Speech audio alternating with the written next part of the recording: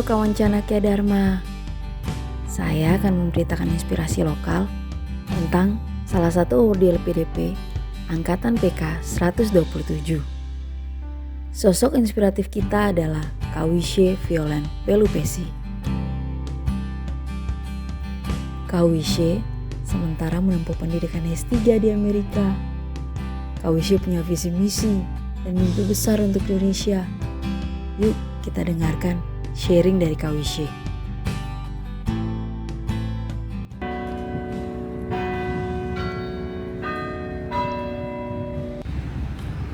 Nama saya Wishe Violen Pelupesi. Saya adalah awardee LPDP PK 127 untuk menempuh kuliah di Amerika Serikat. Saat ini saya adalah mahasiswa S3 di University at Buffalo SUNY di kota Buffalo, New York, Amerika. Ketika saya lulus dari sekolah menengah atas, saya mendapatkan 2 beasiswa. Yang pertama melanjutkan ke Fakultas Kedokteran dan yang kedua melanjutkan ke Fakultas Arsitektur. Pada akhirnya saya memilih untuk menempuh studi S1 di bidang arsitektur dengan mendapat beasiswa dari Universitas Kristen Petra, yaitu beasiswa kawasan Timur Indonesia. Sejak masih mahasiswa, saya sudah aktif dalam berbagai kegiatan organisasi di UK Petra. Saya sebagai Ketua Umum Pelayanan Mahasiswa dan juga sempat menjadi anggota dari Majelis Perhimpunan Mahasiswa. Dan pada saat itu terbentuk visi saya untuk kembali ke daerah asal saya, yaitu di kota Ambon. Saya bekerja di Dinas Pekerjaan Umum dan Penataan Ruang Kota Ambon sejak tahun 2010 sampai 2021, dan ketika saya sedang bekerja pada tahun 2014, saya menerima beasiswa dari USAID. Nama beasiswanya adalah Prestasi USAID untuk melanjutkan studi di Amerika.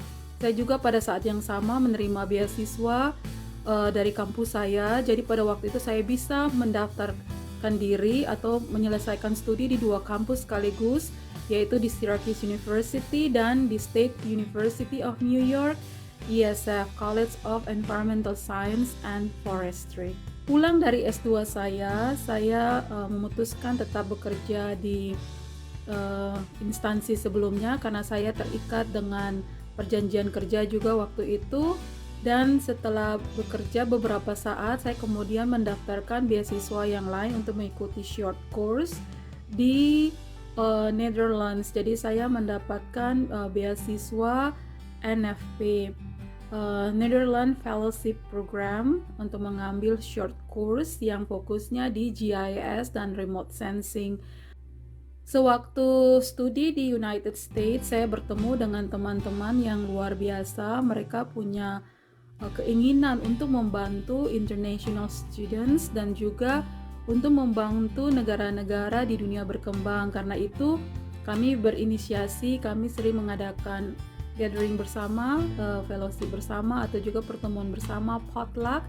Kami membuat makanan-makanan tradisional dari negara-negara kami masing-masing. Kami membawanya di situ, kami men-sharekan kira-kira apa yang mau kita lakukan bila kita lulus. Dan dari situ teman-teman saya, terutama yang native American, mereka mengumpulkan buku dan kemudian mengirimkannya ke Indonesia.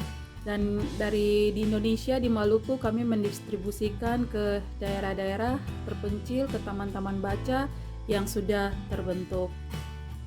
Networking yang sudah saya bangun di Amerika tetap berlanjut. Ketika saya sudah kembali ke Maluku, banyak teman-teman saya di Amerika yang bersedia menjadi native speaker dalam pembelajaran bahasa Inggris. Jadi saya membentuk short course di beberapa lokasi untuk anak-anak, mendidik mereka mulai dari playground sampai dengan SMA. Nah, dari free course itu banyak ya adik-adik yang bisa mendapatkan nilai yang bagus, lulus dengan predikat yang sangat baik. Kemudian kami melihat ternyata dari sekian beasiswa yang ditawarkan mulai dari AAS, US Prestasi, kemudian LPDP, jumlah pendaftar dari Maluku adalah yang paling sedikit. Kenapa sampai bisa terjadi demikian? Karena ternyata fasilitas untuk belajar bahasa Inggris sangat minim. Di Maluku untuk tes TOEFL hanya ada waktu itu di Unpati, dan bayangkan Maluku terdiri dari kepulauan yang sebelum Maluku Utara berpisah dengan Maluku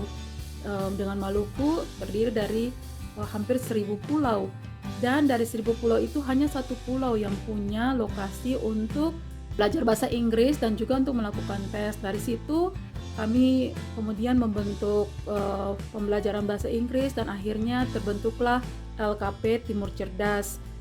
Setelah berjalan beberapa lama dengan kursus bahasa Inggris, ketika bisa membantu orang lain SDM Maluku, saya kemudian berpikir waktu saya sangat sempit karena dari pagi sampai sore harus bekerja di kantor, di dinas PUPR. Kemudian setelah itu malamnya saya melakukan kursus bahasa Inggris, kemudian pada waktu weekend melakukan traveling ke daerah-daerah, melakukan kelas inspirasi.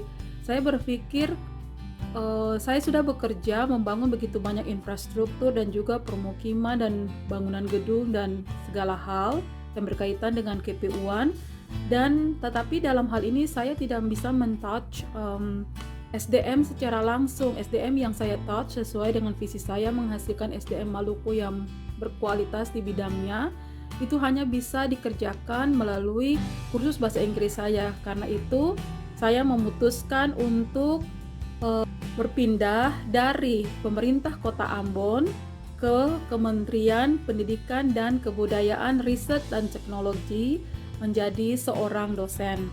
Jadi saat ini saya adalah dosen pada Universitas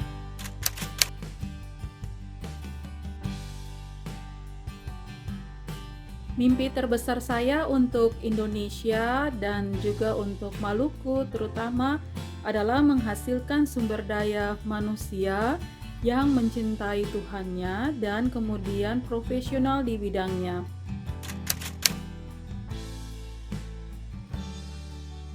Saya ingin menolong sebanyak mungkin putra-putri asli Maluku dan juga mereka yang berdomisili di Maluku, di Kota Ambon secara spesifik, yaitu untuk melanjutkan studi ke luar negeri dengan memanfaatkan beasiswa yang sekarang telah banyak tersedia.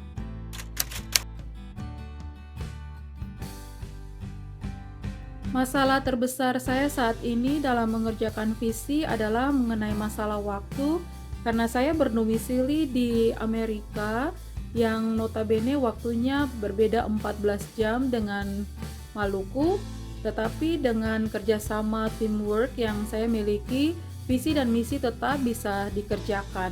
Tantangan kedua adalah mengenai masalah jarak, karena waktu saya masih berdomisili di Kota Ambon, saya bisa melakukan traveling. Tantangan yang ketiga adalah masalah fasilitas dan kesejahteraan, karena tidak semua orang yang kami layani memiliki fasilitas yang memadai.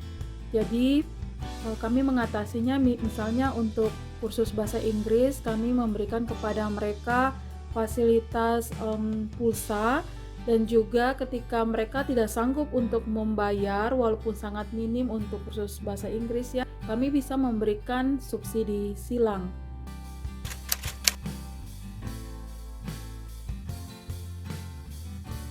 Mimpi terbesar saya adalah bisa berkontribusi secara maksimal untuk pembangunan Indonesia dan terutama bisa menghasilkan sumber daya manusia yang profesional di bidangnya, yaitu melalui dunia pendidikan. Saya juga bermimpi bisa mengembangkan masyarakat, mensejahterakan keluarga saya pribadi dan juga orang-orang di sekitar, dan terutama mensejahterakan komunitas melalui program-program pengabdian masyarakat.